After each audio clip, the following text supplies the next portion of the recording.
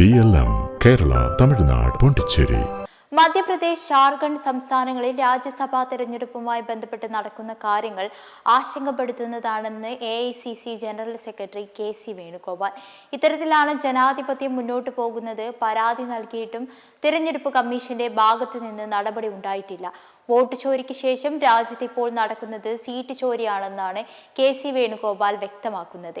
മീനാക്ഷി നടരാജന്റെ പത്രിക തള്ളിയതുമായി ബന്ധപ്പെട്ട വിഷയത്തെ രാഷ്ട്രീയമായും നിയമപരമായും നേരിടുമെന്നും വേണുഗോപാൽ പ്രതികരിക്കുന്നുണ്ട്.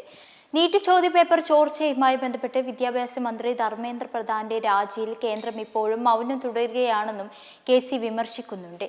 BJP മറ്റു പാർട്ടികളിലെ MPമാരെ സ്വാധീനിച്ച് രാജിവെപ്പിക്കുകയും BJPയുടെ MPമാരാക്കി മാറ്റുകയുമാണ് ചെയ്യുന്നതെന്നും രാജ്യത്തെ രാഷ്ട്രീയ സാമ്പത്തിക സാഹചര്യങ്ങളെക്കുറിച്ചും നേതൃയോഗം ചർച്ച ചെയ്തുവെന്നുമാണ് KC വേണുഗോപാൽ വ്യക്തമാക്കിയത്.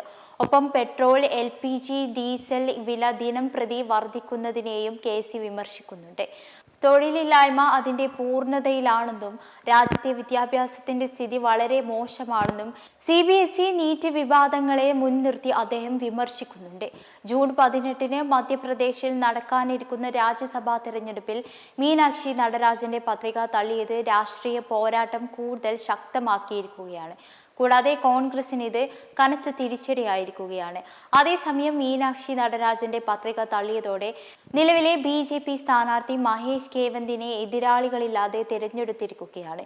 ഇതിനെ തുടർന്നാണ് കോൺഗ്രസ് അടിയന്തര നേതൃയോഗത്തിന് പിന്നാലെ കേന്ദ്ര സർക്കാരിന്റെ നടപടികളെ ശക്തമായി വിമർശിച്ച് KC വേണുഗോപാൽ രംഗത്തെത്തിയത്. മെമ്പർമാരുടെ നിക്ഷേപങ്ങൾക്ക് ഉയർന്ന ലാഭവിഹിതം നൽകുന്ന കേന്ദ്ര സർക്കാർ സഹകരണ registered society Bharat Lajna multi state housing cooperative society limited.